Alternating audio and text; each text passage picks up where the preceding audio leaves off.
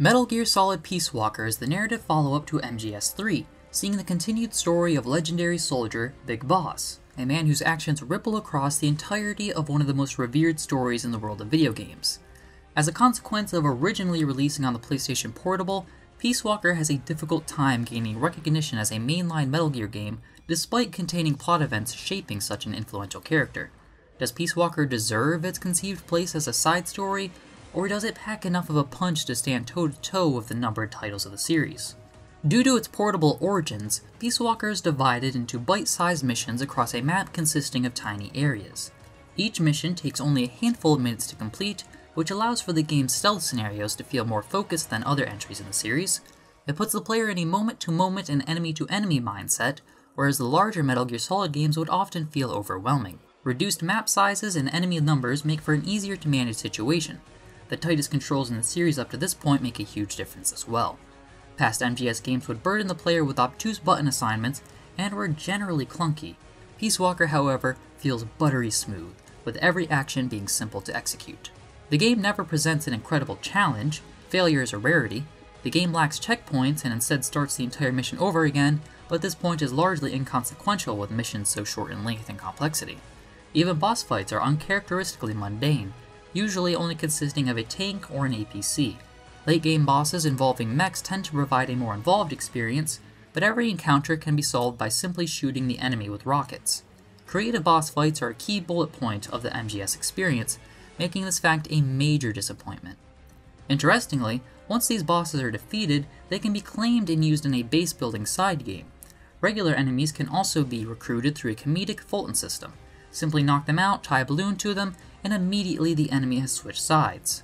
These new recruits can be assigned to various jobs at Mother Base, where they'll develop weapons, gear, make food, and can even be sent out on missions. A lot of the management aspects can be heavily automated, removing any depth or complexity, but any excuse to tie balloons to people is a good excuse as far as I'm concerned. Furthermore, the base building is deeply tied to the overarching story of Metal Gear. More or less, this Mother Base is the origin point of Big Boss's dream, Outer Heaven, a country where soldiers will always have a purpose. Most of this is only hinted at and implied, with the main plot revolving around Cold War intrigue in Central America. After being forced to kill his plutonic lover and mentor, the boss, Big Boss, abandons America and creates the Militaire Sans Frontières, a military without borders, the first private military company. Big Boss takes on a job from the KGB to remove CIA influence in Costa Rica, where it is revealed a rogue element in the agency is planning on launching a nuke in order to prove a flaw in the established theory of mutually assured destruction preventing World War III. Of course, Metal Gear plots and spy stories are rarely so simple. Fans of the series will be happy to see Big Boss's emotional recovery from the assassination of the boss, but the story of Peace Walker relies too heavily on past and future events in the series for it to be truly enjoyable by a newcomer. The story continues to follow Hideo Kojima's formula of emotional poignancy mixed in with ridiculous comedic relief and fourth wall breaking characters. To roll, tap the crouch button while running! You got that? However, some elements of the story are a bit off. For instance, Kojima has always included sexually exploitative depictions of female characters, but encouraging the player to look under the clothes of a 16-year-old as two other characters describe her as a rape victim crosses the line of endearing immaturity into outright twisted perversion. If one can look past infractions like this, they can enjoy a suspenseful narrative with a climactic conclusion reminiscent of the end of war games, but unnecessary points like these give the game an uncomfortable quality that's hard to ignore. Much of the game's presentation is rough as well. Its conversion from a handheld screen to a larger TV is always apparent. The actual gameplay segments are fine, with forgivable low textures with movement at 60 frames per second, but the story is told through comic book style pictures as opposed to the in-game graphics. This is fine, but the pictures appear to have simply been hastily resized, with little work done to making them look good on a larger screen.